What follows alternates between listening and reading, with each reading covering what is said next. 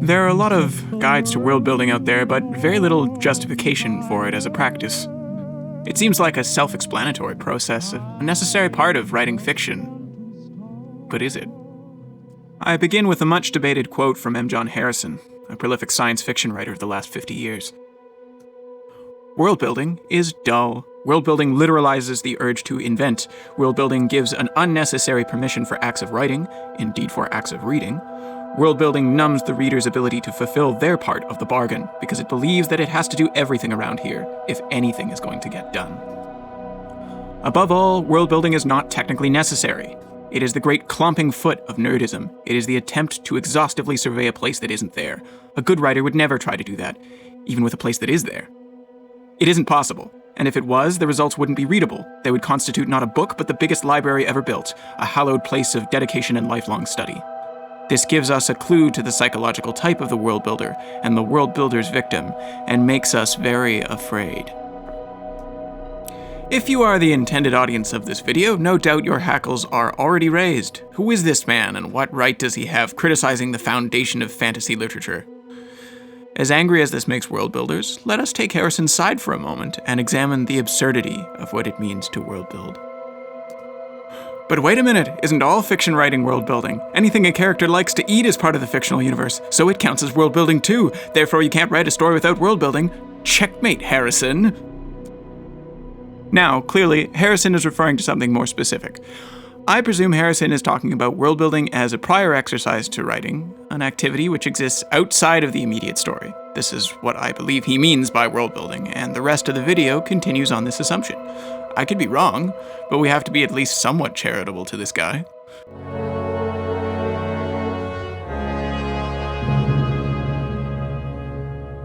While it is true that we never find our own world building to be dull, we may not be fascinated by everyone else's. Very few people actively seek out world building if it is not part of a greater narrative, existing franchise, or part of a world which they themselves participate in. I do think this much is true. We are most likely to consume world building in conjunction with narrative or gameplay. World building is rarely able to stand by itself as entertainment. A good world builder is imminently aware of this limitation. When we do find world building tedious, it is because of its scale. Most people are not interested in macro history. As an example, Europe gained dominance over much of the world in the early modern period and onward.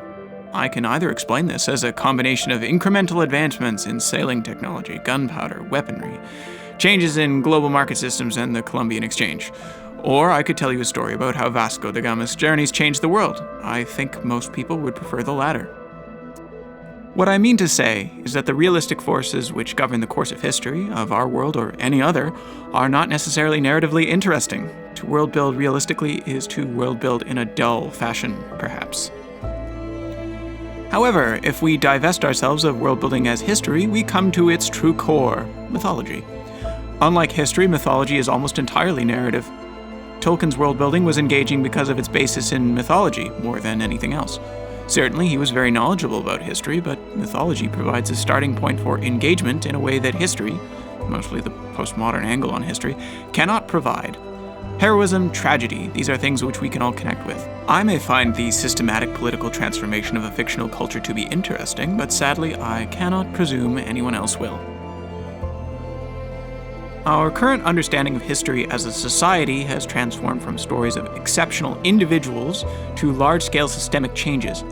If world building must follow suit, then perhaps it will be dull to most.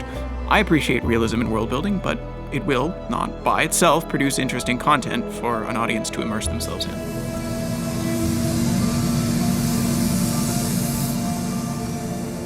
The point that world building is technically unnecessary is perhaps Harrison's most blatantly true statement. For the sake of a novel, at least, world building is only required so far as the reader can understand the characters and their conflicts within the story. Many writers choose to do minimal world building, and it is not a sign of poor imagination or grasp of storytelling. I would put authors like Douglas Adams in this category. Sure, he will tell you what an improbability drive is, but you know that he hasn't painstakingly created every alien race. He's the kind of author that will tell you that the universe might have been created by the sneeze of a great beast, and say nothing more on the topic. If anything, it is probably easier to do too much world building in a novel, and this is undoubtedly Harrison's main idea that he is trying to get across. Games are a slightly different matter. Someone who is an active agent within a world must be well informed. World building really is necessary in such a case. Your character in a role-playing game must understand what it means to be a dwarf in this world, and they must know whether Strongheim is east or west of Brandyville. In this respect, Harrison is wrong, although he clearly wasn't talking about world building for games.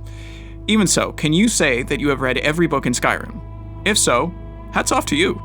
There is a prerequisite level of world building in any game world, but it is clear that many games go above and beyond this. In a game, this is less likely to detract, but who is it really for, the consumer or the creator? It can be difficult to tell at times. I think most world builders are guilty of some gratuity. It's okay to world build beyond what is needed, it's fun after all, but we shouldn't pretend it's really for other people. No one will ever read and memorize every grammatical mood affix of one of my languages. I don't even remember that stuff off the top of my head. It's fun to write. Maybe world building is gratuity. The gratuity of world building can be impressive. When I watched the newer Dune movie, I went into the theater with no expectations. I hadn't read the book, and I knew nothing about the book. All I knew was that there was a tremendous amount of information about the Dune universe that I knew nothing about. I didn't even need to know it. It was simply impressive to know that it existed. I looked upon the great library of Dune and said, that's pretty cool, and I don't feel the need to read it.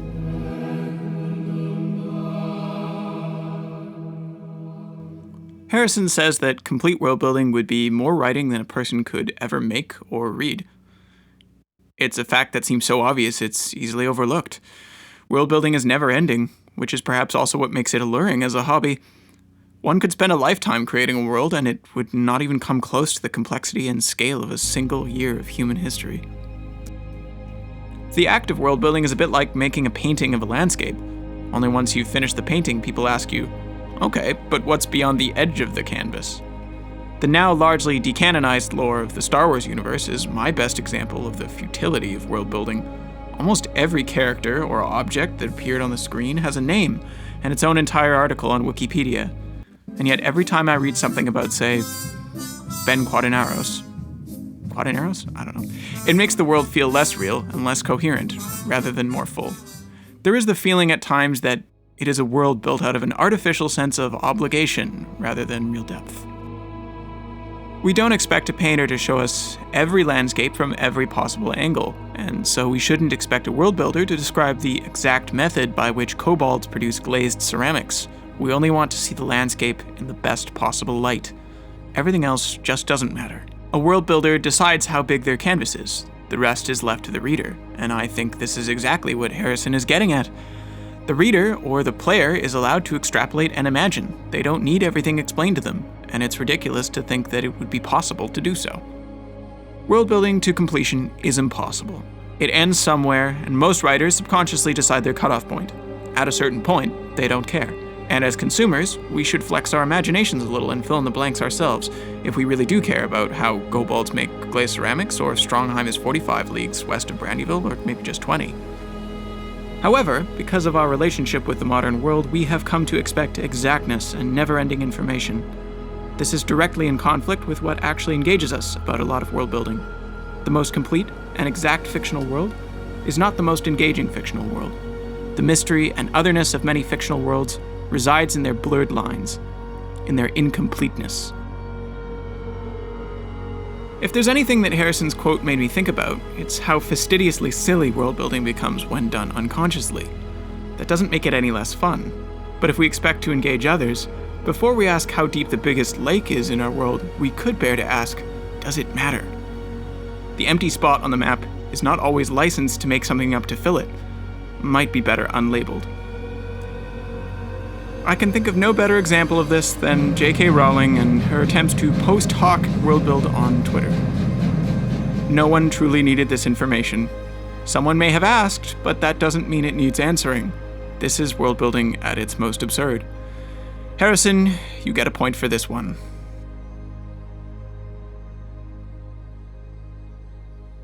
In the words of a very wise man, your scientists were so preoccupied with whether or not they could, they didn't stop to think if they should. World builders are a bit like mad scientists, only no one will get hurt most of the time. When Harrison says that we should be afraid of the psychological profile of world builders and their victims, it's hard to tell how much he is hyperbolizing or if he really is being serious with this choice of vocabulary. Assuming that Harrison means to say that world builders are strange and the people that enjoy it immensely are also strange, I think that's pretty fair. If Harrison means to say that we should be worried about world builders and their effects on literature and the screen, I would have to say no. Films like Avatar and TV shows like Carnival Row have a lot of world building both in and outside of plain sight. Some people will no doubt find these to be too fantastical for their tastes, too full of exposition, too focused on creating setting. But I think we should be realistic. The finer details of the setting neither detract from most people's experiences nor elevate them. The ambiance of the setting is perhaps the most important part of it, and only a specific few people will look up, say, Na'vi instruments. I am not interested in reading a novel which is primarily made up of world building, but I certainly wouldn't be afraid of the author. Harrison's other points I can understand, but this one is just beyond me. What can we gather from Harrison's arguments? If you are currently a world builder, keep going. I don't think Harrison's opinion should discourage you, but I think he also has a point to make, and it's worth at least listening to. Let's not get caught up in world building for world building's sake. Let's be realistic about how much people care about it and what purpose it actually fulfills. It's fun, but it's mostly fun for us. It's time-consuming, but we don't have to do it. It's important, but it will never be the story we want to make. That being said, totally worth it.